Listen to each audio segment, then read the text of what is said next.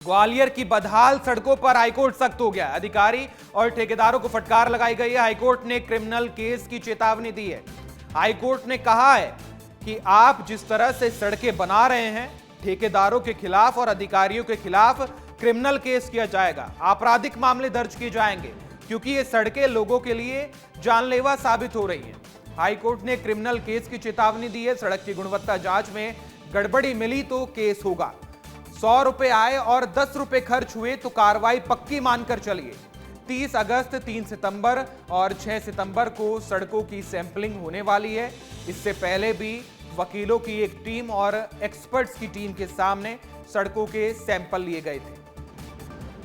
हमारे साथ ग्वालियर से हमारे संवाददाता अनिल गौर जुड़ गए। अनिल, इससे पहले भी वकीलों की टीम के सामने सड़कों के सैंपल लिए गए और ये बहुत बड़ी टिप्पणी हाई कोर्ट की, अगर आप इसी तरह से सड़कें बनाएंगे तो आप पर आपराधिक मामला दर्ज होगा।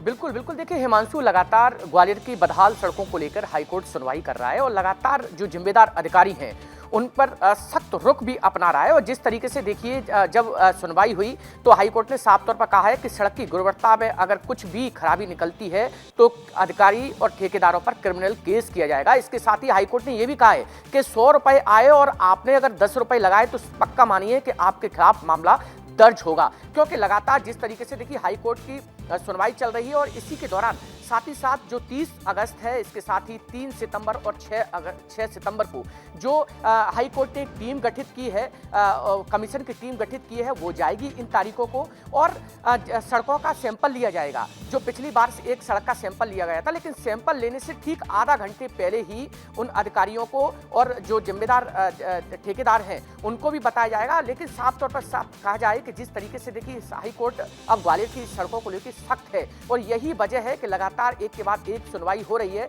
और साफ तौर पर हाईकोर्ट भी ने सीधे तौर पर अधिकारियों और ठेकेदारों को यह कहा है कि अगर कुछ भी गड़बड़ी निकलती है तो आपके बिल्कुल अनिल, कुछ भी गड़बड़ी निकलती है तो कार्रवाई होनी भी चाहिए, क्योंकि ये गड्ढे लोगों की जान लेते हैं, लोगों को परेशानी होती है और इसकी वजह से सड़कें और आसपास के इलाके बदहाल हैं। बहुत शुक्रिया अनिल आपका तमाम जानकारी के लिए।